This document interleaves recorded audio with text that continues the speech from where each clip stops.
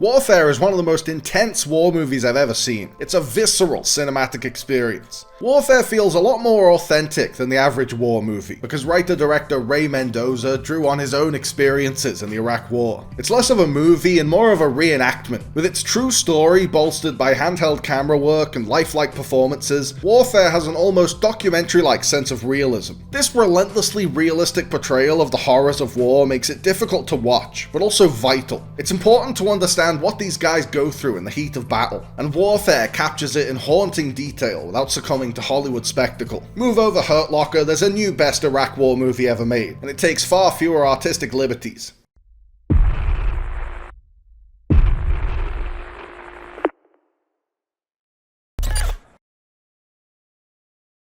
The backstory of how Warfare came together is really interesting. As Alex Garland was making Civil War, the biggest movie he'd ever directed, he was contemplating taking a back seat in his filmmaking endeavors for the foreseeable future. At the same time, he was building a close working relationship with Ray Mendoza, the military supervisor who made sure the dystopian combat of Civil War was as realistic as possible. Mendoza was a real veteran of the Iraq War, with plenty of shocking stories from his time as a Navy SEAL. So he and Garland got to work co-writing and co-directing a movie based on his experiences. Mendoza could focus on working with the actors and making sure they were playing soldiers in battle as accurately as possible, while Garland took care of all the technical stuff behind the camera. This creative partnership turned out to be a match made in heaven, and the result is a harrowing autobiographical account of a day in the lives of a group of soldiers. How's it going?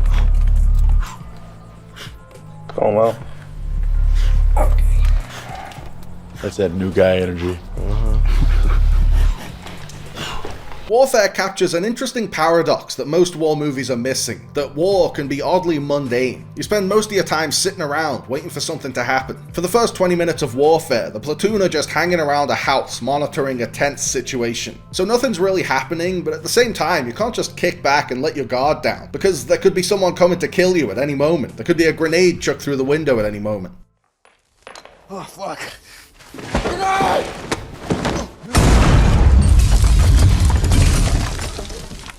That opening sequence captures this terrifying mundanity perfectly. The film's haunting sense of realism is bolstered by the ensemble cast's beautifully naturalistic acting. Their early character-building conversations don't sound like thespians reciting dialogue. They have the ring of authentic human interaction, and that naturalism carries through into the action. When the shit goes down, they all perfectly convey the shell shock and nail the 1,000-yard stare. The camera is more interested in capturing their reactions than capturing the horrors they're reacting to. It's more important to stay in their perspective than to give us as the audience an omniscient perspective of the action. That kind of visual clarity is usually favoured in action cinema, but the soldiers don't get that clarity, so it would be an inauthentic representation. Instead, the camera stays locked into their experience. If there's gunfire in the distance but the soldiers are too dazed to register it, then we never see where the gunfire is coming from. In that sense, it reminded me of Full Metal Jacket. Kubrick never shoots anything from the enemy's perspective. The audience only gets to see what our characters can see. I bet you're the kind of guy that would fuck a person in the ass and not even have the goddamn common courtesy to give him a reach around.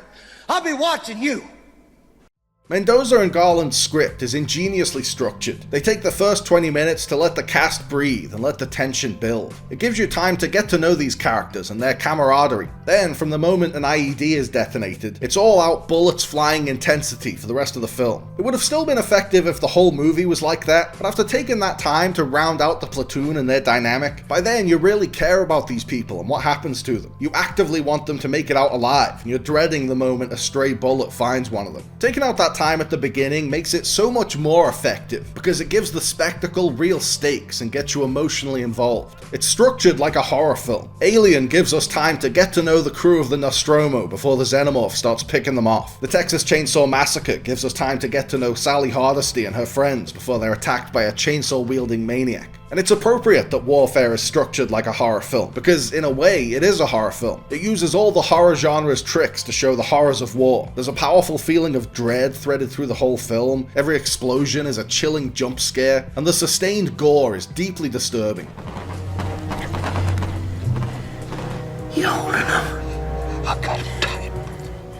The sound design is amazing. It creates a real feeling of immersion, like you're there on the battlefield with them. It's especially noticeable with the ringing in your ears in the immediate aftermath of a bombing. It's like the D-Day sequence in Saving Private Ryan, but less stylized. Joseph Quinn's blood-curdling screams of pain permeate throughout the second half of the film. I went to watch Warfare with my dad, and after it was over, he joked that he would have PTSD just from watching it. And honestly, I can't think of a better way to sum up this film. It captures the trauma of combat by forcing you to experience it. 3 minutes out! 3 minutes! Eyes on me and only me. Has anyone looked at you? I'm fucked up.